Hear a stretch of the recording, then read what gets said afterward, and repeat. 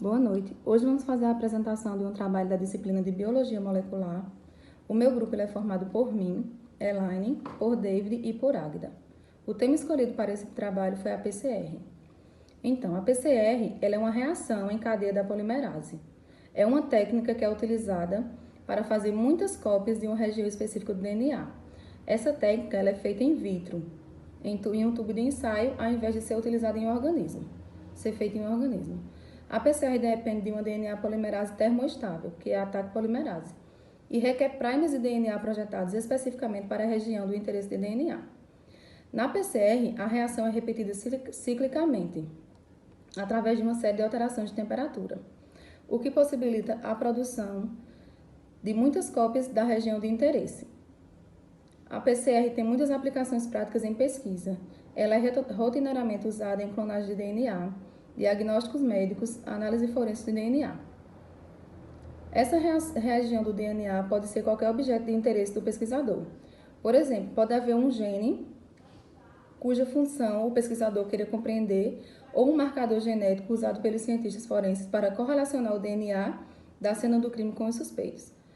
Tipicamente, o objetivo da PCR é fabricar quantidade suficiente da região de interesse do DNA, de modo que ele possa ser analisada e utilizada em alguma outra maneira. Essa estabilidade ao calor torna a TAC polimerase ideal para PCRs. Como veremos, a alta temperatura é usada repetidamente na PCR para desnaturar o DNA molde, isto é, separar suas fitas. Agora David dará continuação à nossa apresentação. Então vamos falar sobre os primers de PCR. Como em outras DNA polimerases, a TAC polimerase, que no caso é a enzima que é utilizada na PCR, ela consegue fabricar DNA somente quando é lhe dado um primer. E o primer é o que? É uma sequência curta de nucleotídeos que fornece um ponto de partida para a síntese de DNA. Então, em uma reação de PCR, o que ocorre? O pesquisador ele vai selecionar a região do DNA que vai ser copiada ou amplificada pelos primers que ele escolher. No caso, 2 primers são usados para cada região de PCR e eles são projetados de modo que englobem a região de interesse, no caso a região que vai ser copiada ou amplificada.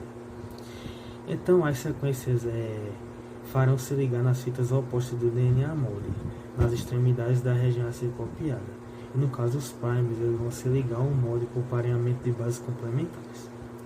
Então na questão das etapas de PCR, nós podemos ver que os principais ingredientes ou fórmulas da PCR, no caso que vão ser utilizadas na reação, são a TAC polimerase, que é a enzima que vai ser utilizada, os primers e o DNA molde, além dos nucleotídeos.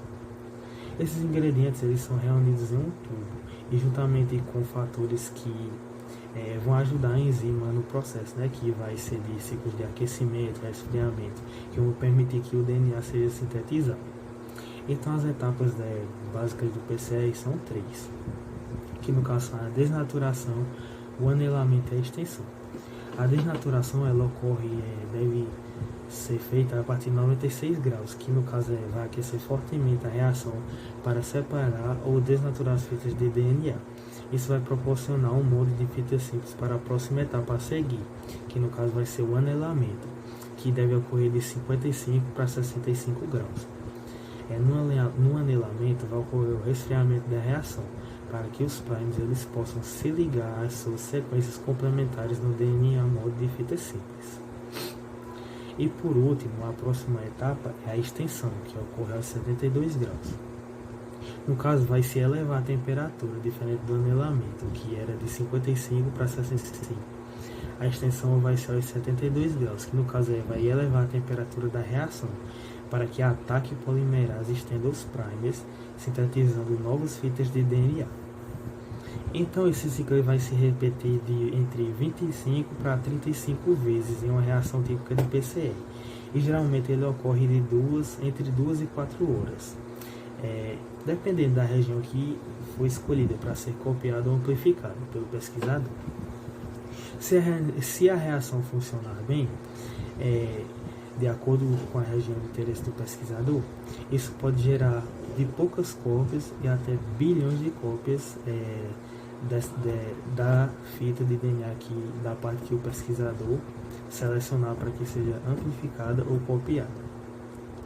Porque diferente ocorre a replicação com o DNA original, só que não é utilizado ele em todas as vezes. Ao invés disso, a cada novo DNA feito em uma rodada, esse DNA novo ele pode servir de molde para a próxima rodada de síntese de DNA, porque há muitas cópias de primes e de moléculas de TAC polimerase flutuando pela reação. Então, o número de moléculas pode aproximadamente dobrar a cada rodada do ciclo, ou seja, é tipo uma escada, vai subindo. E a eletroforese em gel? Bom, os resultados de uma reação de PCR eles são geralmente visualizados através do uso da eletroforese em gel.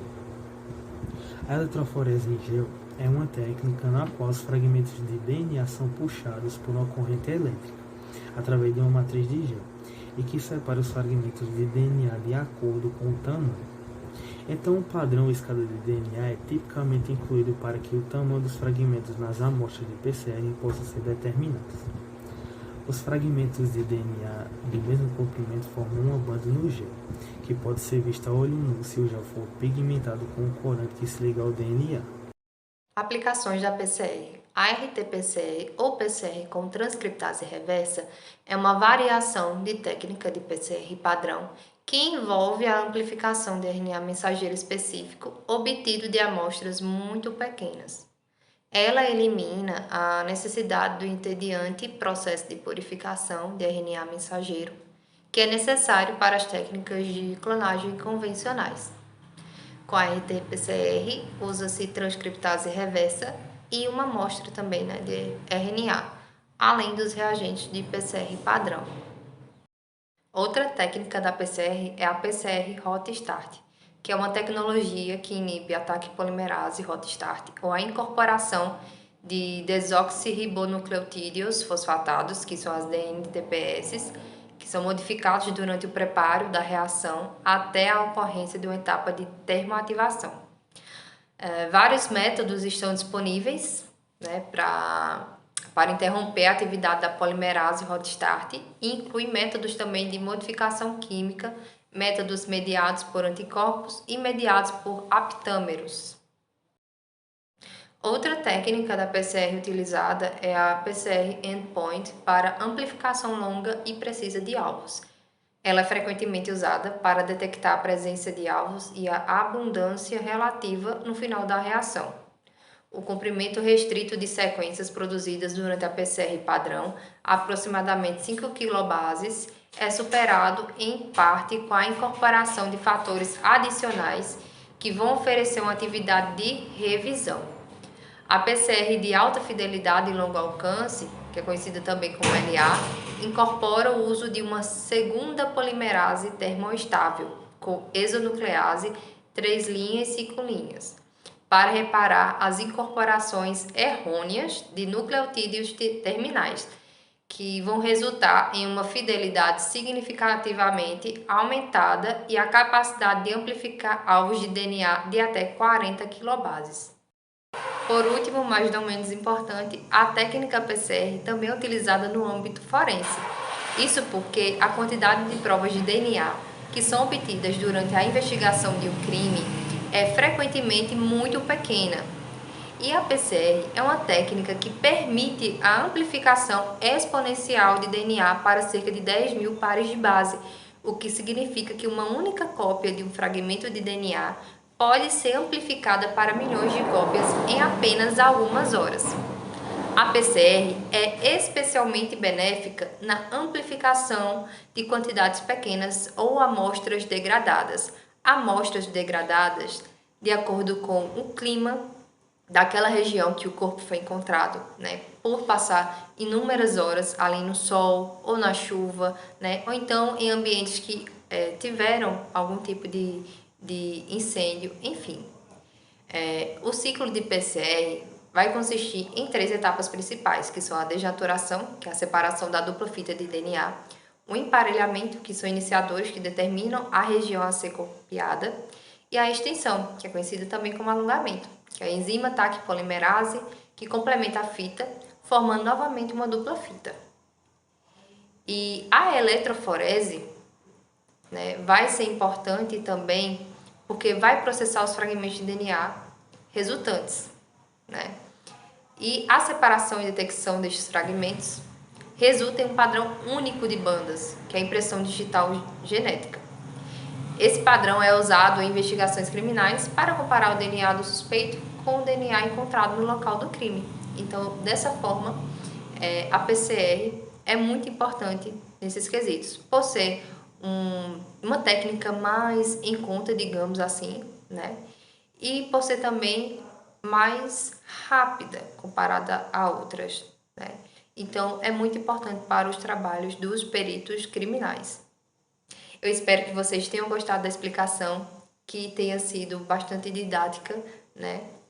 E nós agradecemos a atenção de cada um de vocês. Muito obrigada!